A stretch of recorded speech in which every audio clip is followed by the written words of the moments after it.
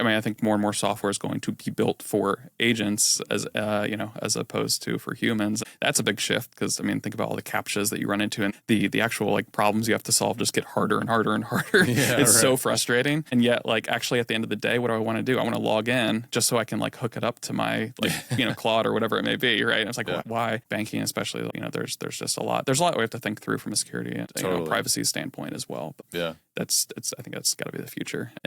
But it might be the next generation that helps to also define it to a certain degree. I've been thinking about like even just the power of voice. Like there's so often like that I know using voice input is just going to be more efficient, right? And I've been trying to push myself to do that more and more. But I don't know if it's just like growing up where it's like I'm always typing on a keyboard or texting or whatever. Like it doesn't feel totally natural to me because I've always had to do that, right? Yep. Does that change? Like, like the paradigm shift where people are like, they want to talk versus like type. Right. Yeah. Like my 3-year-old son or 1-year-old daughter, when they grow up, right, they're going to be like, why is dad like typing on his phone? Like, why don't you just talk?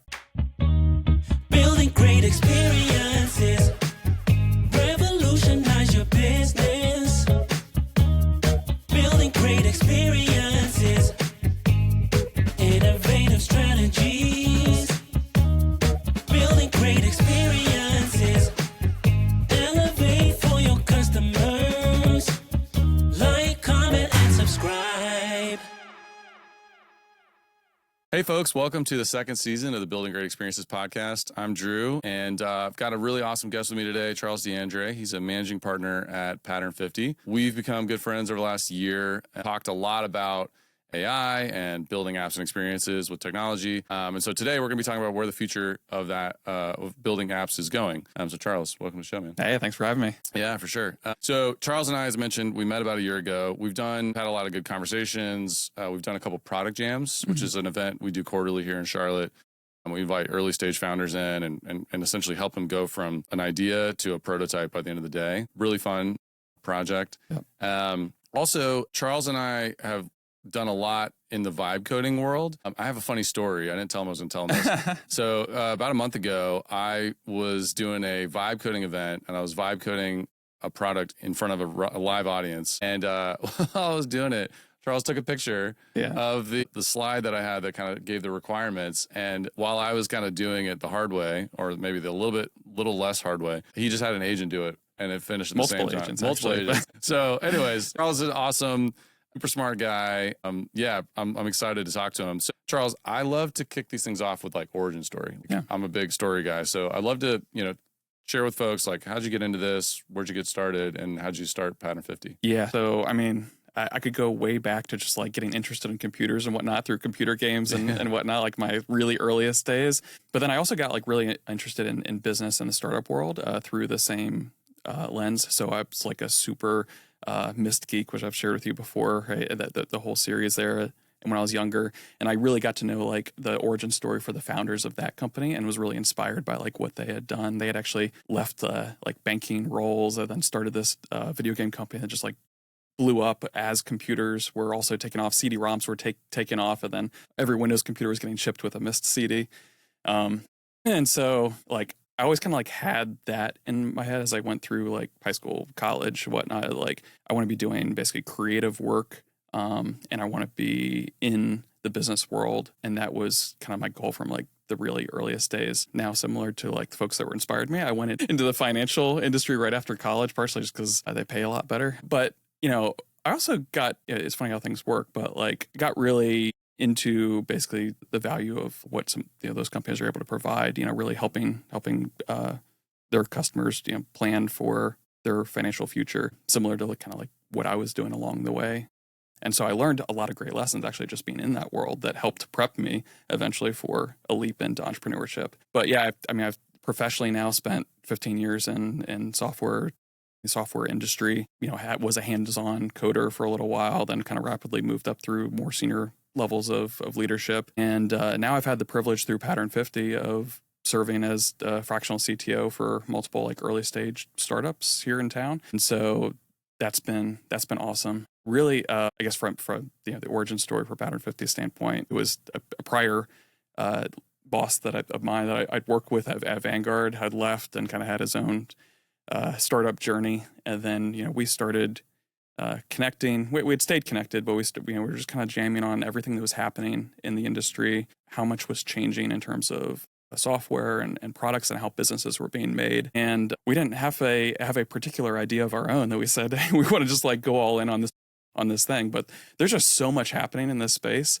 Let's get out there. Let's see what we could do to also just support the local community, the local founders, and let's see how we can enable others to bring their ideas to life. And so that's what I've been doing now. And I love it because, I mean, every day is interesting. Get to work on a lot of really interesting stuff and work with a lot of really smart people with great ideas and help to, really have them come to life. So, yeah, love it. Yeah, man. Well, I mean, obviously, like we've talked before about like similar origins, similar time frame. And I think like one of the things that I love talking to you about is we have a, very similar philosophy on like how software is going to completely get changed and like how you build software, how you think about software. One of the things that I think is pretty interesting, you're kind of engineer by trade, right? Mm-hmm. So you kind of came up the ranks of like coding the tried and true way.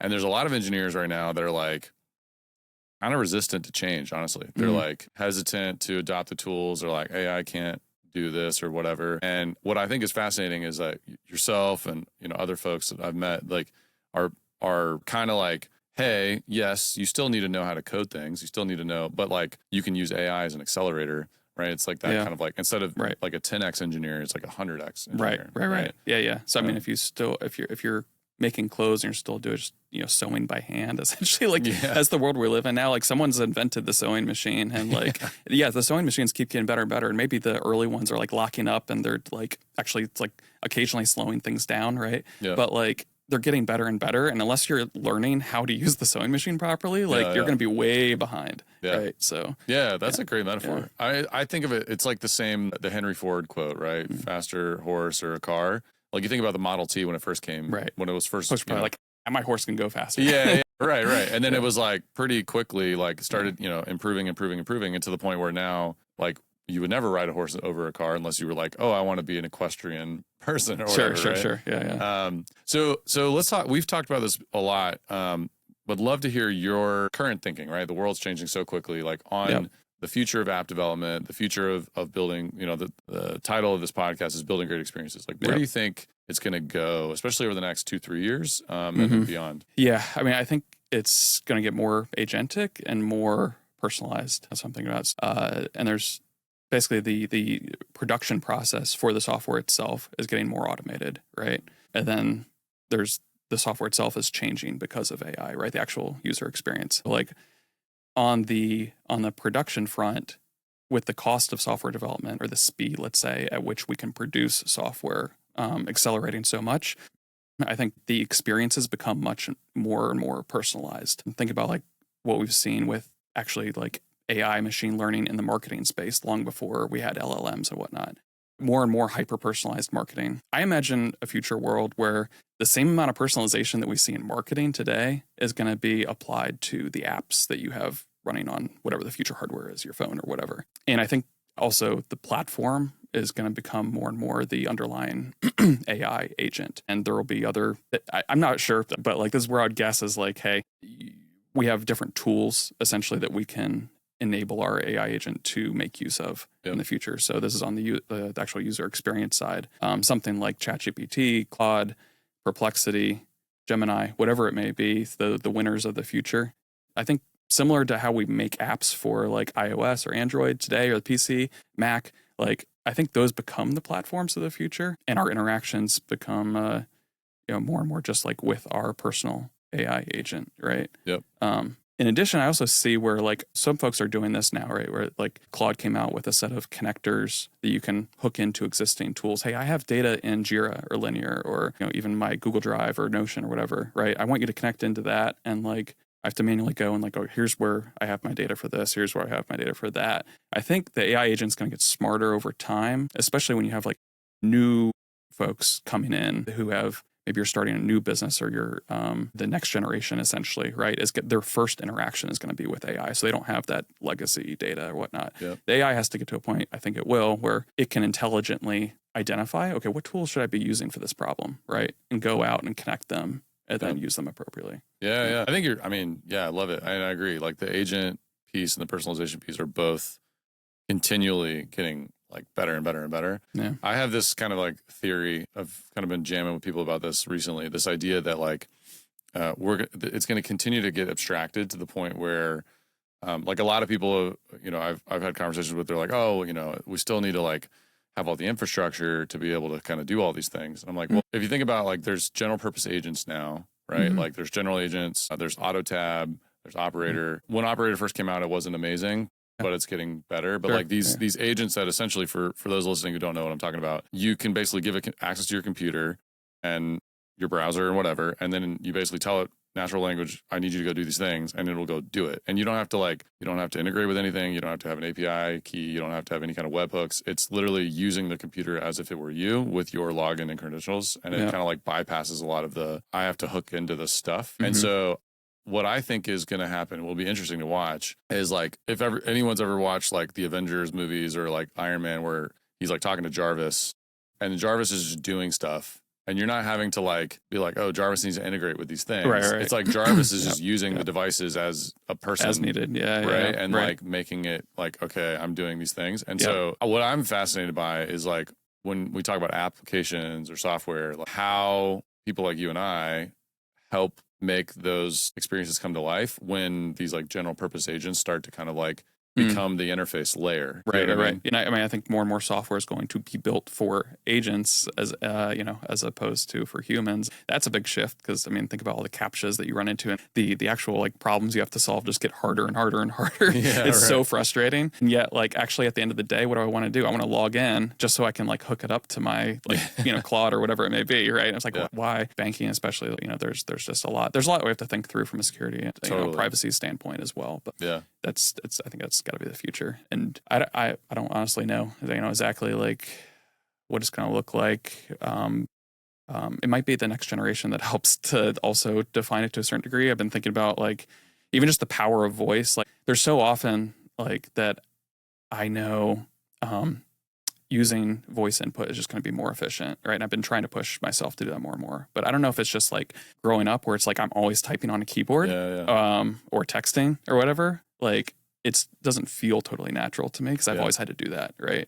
Does that change? Like, like the paradigm shift where people are like, they want to talk versus like. Like my 3-year-old son or 1-year-old daughter, when they grow up, right, they're going to be like, why is dad like typing on his phone? Like, why don't you just talk? Yeah. Well, I think there's like a bit of I've had this conversation about the type talk thing where people are like, well, I don't want everybody to know. Like this is some stuff is discreet. I don't really want to But what will be interesting is that the paradigm changes. I'm sure you've watched like the movie Her, Walking Phoenix. And if you watch that movie, there's scenes where like everyone's walking around, they're all talking to their operating system. And like no one's paying attention to what anybody else is saying because they're all locked in their own little world, right?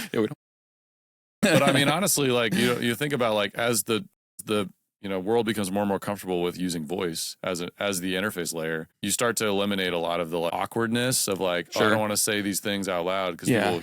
Right. And I also I hope, and I see it happening now. I'm putting it to use now myself, but like it can supplement human conversations, right? To where it's just another party essentially in the room. So I'm doing this now, like transcripts of like all of the meetings I'm in where we're discussing product requirements, for instance. I really want the AI to be present because it's super helpful. Not only produce notes, but even like a product requirements document, right? Coming up with even prompts that we might end up leveraging, right? Communicating with other humans about that weren't there at the meeting, right? So, AI note takers are kind of ubiquitous at this point, but like they could be so much more. Yeah. So it's interesting. I just recently bought the limitless pendant. It's one of those like, so you can kind of wear and it auto records everything. And what's kind of wild is it listens to everything and then it has an app that at the end of a conversation, it'll actually like do the same thing note takers do. Like, hey, here's like the summary of whatever was discussed and action items and whatever. But it also will like critique you on like, hey, you probably could have done better on this or said this differently or whatever. It was really fascinating. The other thing is interesting. I've just been recently playing with this tool called Whisperflow. Have you seen this? No, I don't think so.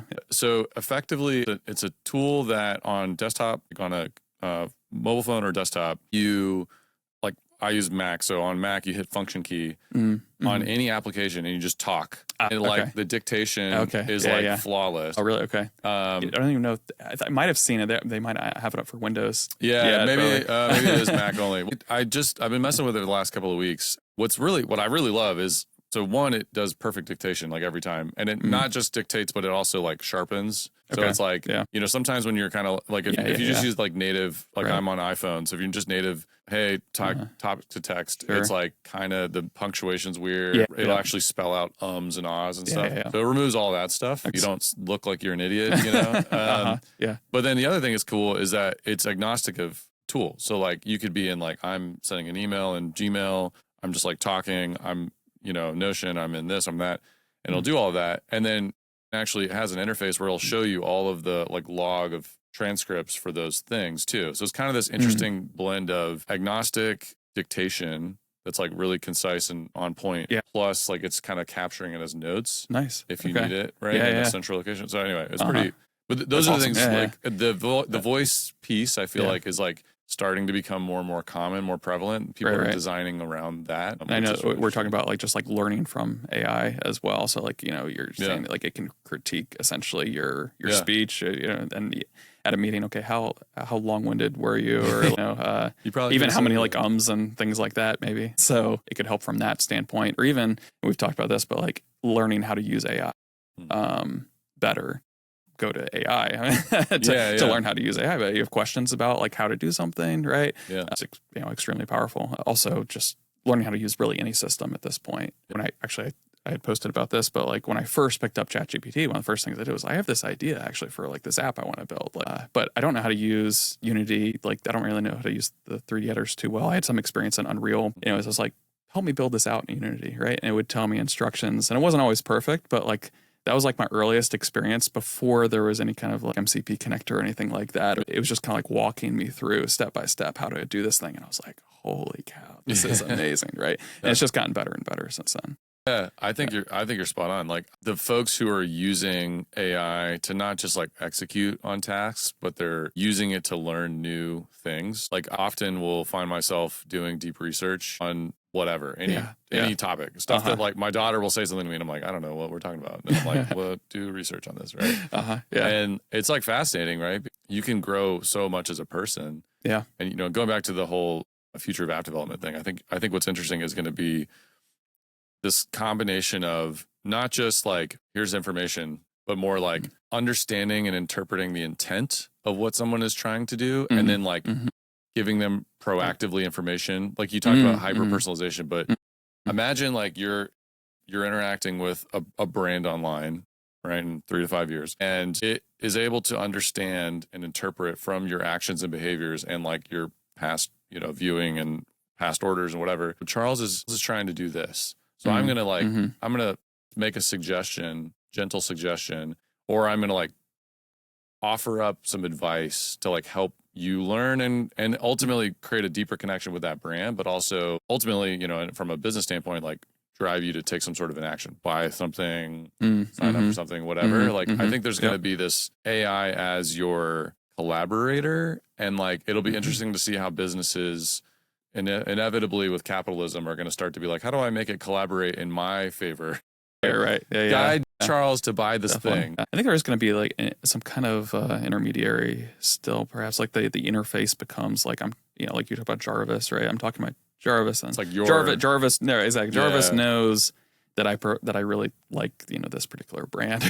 So like that's going to be interesting because like I don't know, we might get one layer removed, and how can we still get Jarvis to want to exactly to a certain degree, like the businesses will have to think about like Charles's Jarvis, like I need that AI agent to recommend to Charles to do something, right? Or do it on his behalf. Right? We're already seeing disruption with like SEO.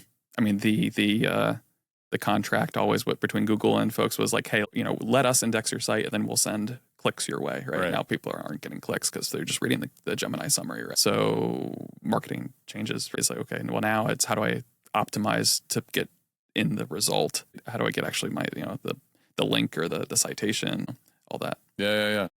I think you're right. Like, I actually just recently posted this idea, this thought on like the future of the web. And today, like, you know, you mentioned the Google search is like smarter now. It's summarizing, so you don't have to actually look at the web pages. Imagine you take that concept, that paradigm, and you start to apply it on websites, right? So like if people go to your website, instead of being like, all right, find what you're looking for, right? It's more of like, what problem are you trying to solve? And then like helping you solve that problem based on the knowledge that's like unique to that business or brand. Right. Yeah, You know? I think that's the right way to think about it. It's like, okay, what are you really trying to do here? Yeah. So even like I mentioned banking, it's like, okay, why am I logging into my banking app? Okay, well, did my paycheck hit, or like, does everything look normal, right?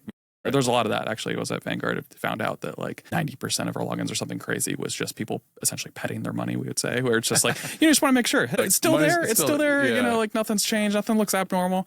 Like, why do I have to go through this whole rigmarole, right? Yeah. If I trust my AI agent to be essentially monitoring for me. That's just one example. But like, think about what's the actual core reason why you're taking this action. For Google, it's like, okay, well, I'm trying to make sure that this vacation that I want to go on, that it's going to be fun, that the place isn't going to suck, that we're staying, right? And that we're in activities that everybody likes. Okay, activities that everybody likes. Okay, well, now you can have, if I have access to that data and I have access to prior reviews, right? Like the AI could solve that problem, the synthesis of all of that data, right? And interpret, you know, what your intentions are. You know what I mean? Like, I think that's what's going to be really interesting to watch, like the personalization piece. So there's the impersonalization based on like past behavior, but then there's also the like inferences based on like here's what your past behavior is. Here's what your current behavior is. Here's like other data that we have about you. And in this moment, we interpret that your intention is to find cool things to do while you're on vacation or whatever. So because of that, we're going to like surface and provide you with like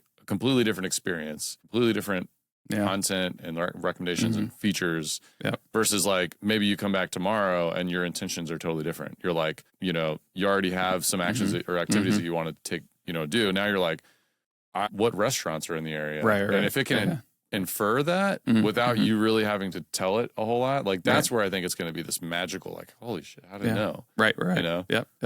So actually, a funny story with the Google result thing. And like the other day, I did a search for something.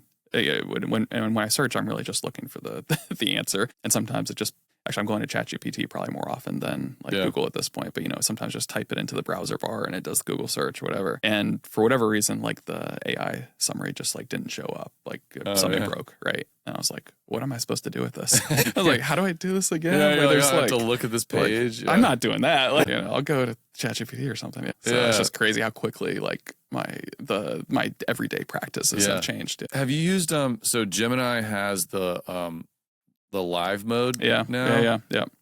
It's actually looking to use that with a client project. Oh yeah, cool. Well, I'd love to hear about that because I think it's like it's gotten way better.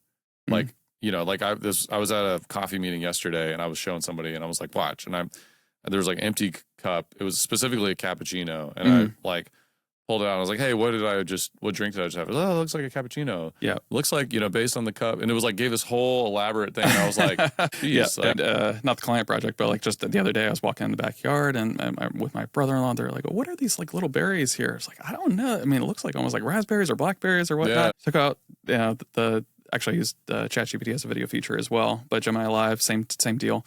Scan it. It's like, oh, that's a blackberry. And I'm like, are you sure? Yeah. And it was able to describe very, you know, intricately what it was identifying in the video of like why. Okay, cool. But yeah, on the client side, like we're working with a company called Home Ledger here, and basically it's helping folks to maintain their home, know what they need to do to maintain the value in their home over time. Move into a new home, you're like, oh my God, like there's so many things to do here. Maybe first time home buyer, right? Is like, what am I supposed to do, right?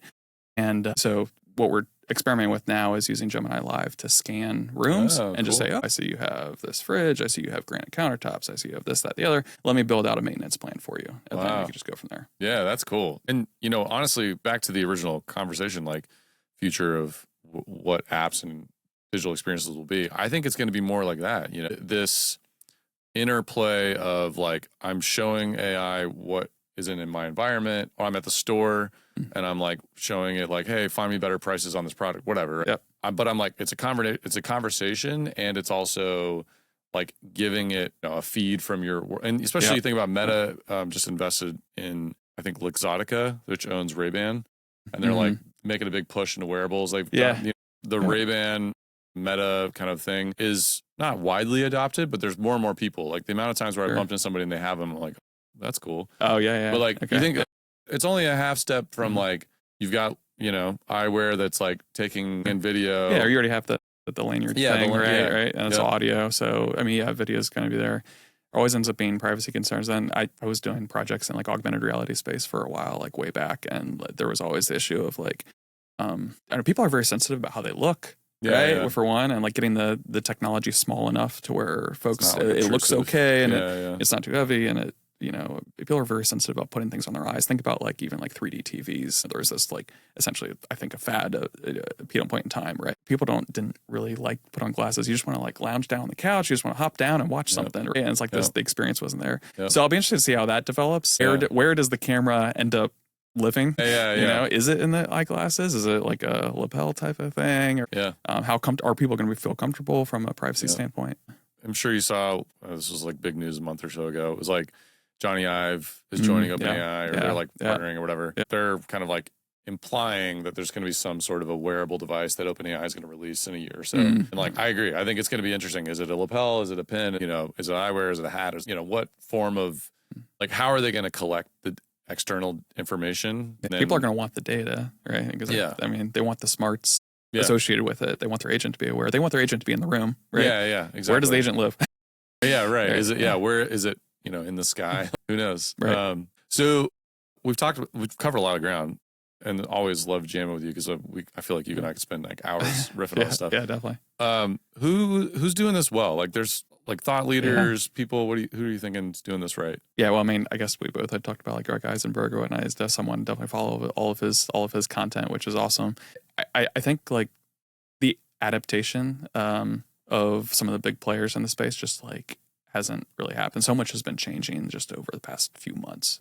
It's tough to point at like one of the big brands to say they're doing it really well. I think there's certain folks that are doing well. Like in my space, I'm very aware of like those who are serving the software development community. They know what's going on and they need to adapt. Like company like GitHub or even like the project management software, like Linear Jira or whatnot. Like they're all trying to adapt to the AI era, but I'm also very biased toward like the early stage folks like here in Charlotte, and there are folks that are doing a really good job. I think blending humanity with kind of the power of AI. Big fan of like Lauren Goodall, what she's doing with Zinnia, or we've been partnering with Devin Green of AdBuy, and I think that story is really good too because there's a shift happening in the market with services companies to where services used to be like a bad thing, bad word or whatnot. Like who would ever want to invest in a services company when you can take an engineer or a marketer that used to be able to serve like 3 to 5 customers at a time, let's say, and then suddenly with the power of AI, they can serve 30, 50 plus,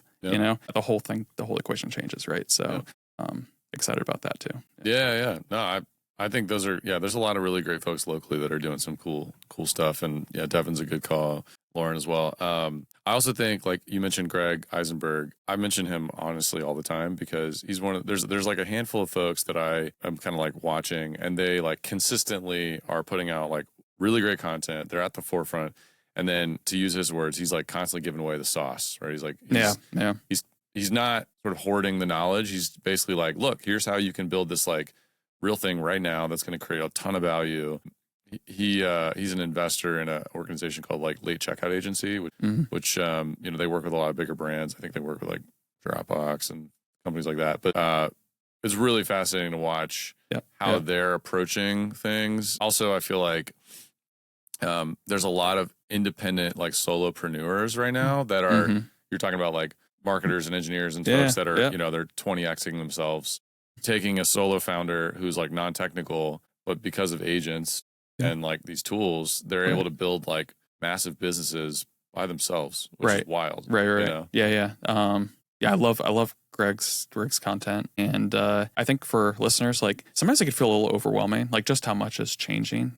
I think I felt that way myself, like even just keeping up like, with like one space, like in the software development space. Right. Totally. But I would say like, you have to start somewhere. You have to start learning, right? So look for like a baby step to find one small problem essentially that you could solve today and try to see if you can just do that one thing. So like, for example, we have a very talented project manager, whatnot, but like, I want to be streamlining communications with clients, and I want to be, why can't we automate some of those like status update type things, right? I have Claude locally, and it's like, okay, we have all of our progress tracked in linear, right? We have all of our actual like development work that we're doing for this client in GitHub. Why can't I just connect my project management system, connect my GitHub, and be like, hey, look at those systems, generate me a status report on the last 24 hours or last week or whatever it may be, right? And it does a hell of a job. And it's like not a big, huge. It's not a big lift. Yeah, I guess that's the thing. It's it might feel overwhelming. Yeah, it's like, oh my God, like I got all these things. The other thing I would say to that degree, like some things are getting more and more automated, right? So like you can even automate the automation to a certain extent. So like one of the cool things I've been seeing people do is you have like something like N8N, which is amazing, but like you have to build out this workflow, and like, oh man, that feels kind of technical, and like that kind of looks like it's going to take a long time. I was like, okay, well, what if I just hook up N8N to my AI, like to Claude or ChatGPT, whatever it may be, and could you build out this workflow for me? And like, oh wow, okay, yeah, that's pretty much what I was looking for. Right? So I love it. I completely agree. I actually had a conversation with my team like a week ago. We pride ourselves on being kind of like at the forefront and like testing a lot of stuff, experimenting a lot of stuff. But even they were like, dude, Drew, like you are constantly doing things. We're like overwhelmed with the amount of stuff you keep. Because I'm like, check this out. And, like one of the things that they were like, hey, can we set up like, we typically do this, we call it innovation jam session, like once a week. It's like a, 30, 45 minute kind of like show and tell, jam. And they were like, can we make that like a little bit longer and like actually like kind of do some stuff together, like build the thing and be kind of like, showing work as we're doing it. And I was like, yeah, we can do that. Let's do that. And I think it was a good reminder. Yeah, it was a good reminder for me that like even the people who are at the bleeding edge of this stuff, like we're humans. Yeah. And if you have like an overabundance of information, you're going to be like, shit, I don't know what to do. Yeah. And so sometimes honestly, just making space to like talk about it or to play with it. Yeah. Like, a lot of folks are listening, like leaders of teams or organizations or whatever. I have a lot of them come to me and they're like, I don't even know where to get started. I'm like, well, honestly, just get started. Like if your team's not using GPT, they should probably start there. Like, right. Or I love what you're saying around just like, hey, create the space, right? Yeah. Like this is the space where we're going to be experimenting. Bring your ideas, bring your tools. There's probably like, there's hundreds now, thousands of different tools we might want to look at. All these different like processes and workflows. Everything's getting turned on its head, right? So it's like, okay, well, at least we could spend an hour just like trying something. So, and little by little, kind of build on top of that. I've seen this in the software development space, right? Where it's like, okay, I'm going to start using Claude Code to write code. Oh, cool. Okay. Like, let me try to get better at prompting. Okay. Hey, the prompting's working out pretty well. I can actually like save off instructions and whatnot. The AI's working the way I want it to. What are these like MCP tool things? Right? Like, oh, let me see. Yep. Like if I want to just like go scrape a site because I like the design system, maybe inspiration or something like that. Like, oh, cool. I could do that too. Right now, I wonder if I could get some of the testing automated as well. I could hook up the Playwright tool, right? And so, like little by little, the stack essentially has gotten bigger and bigger, and I've been able to kind of level myself up to a certain degree. I'm always thinking, okay, like how can I go one level higher? I think something else. I'm curious to hear your thoughts on this, but like back to the automation thing.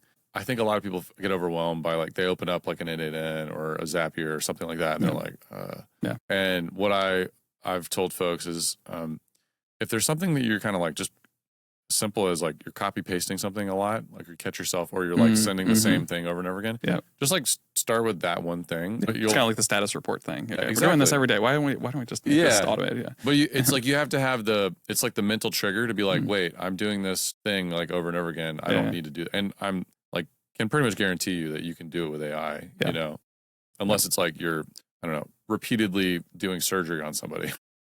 But like, at this point, robotics is good. It will be there eventually. But So I think it's like, for me, it's the creating the space and the kind of like play time, experiment time, but also like starting to like condition yourself to look for those things that you keep doing over and over again, so that it'll like flag it in your brain and be like, oh, this is something that I don't have to do. Right. Yeah. No, I think that's totally it. And that's it. It's a mindset shift, right? Because it's like, no, like maybe I don't have to do that anymore. And yeah, it's kind of like what I was describing the software piece. It's like, okay, just what's that next level that I could take it to? What's that next the tool or process that I could automate, right? So yeah. I love it. Cool, man. Well, amazing conversation. Really Enjoyed appreciate it. Yeah, you covered a lot of grounds. Where can folks find you in Pattern 50 online? So I'm mainly on LinkedIn. So you can find me there. Reach out to me directly at charles@pattern50.com. Or if you go to my LinkedIn, you just click a schedule an appointment. If you want to chat, like I just have like an open calendar. So like anybody who wants 30 minutes with me, feel free to just like book an appointment and we can chat. And yeah, that's that. Yeah, and I'll put links in the show notes. If you want to look me up, drewburdick.com. I'm also active on LinkedIn and this podcast and newsletter. So Charles, thanks for being on the show. All right. Like, comment, and subscribe.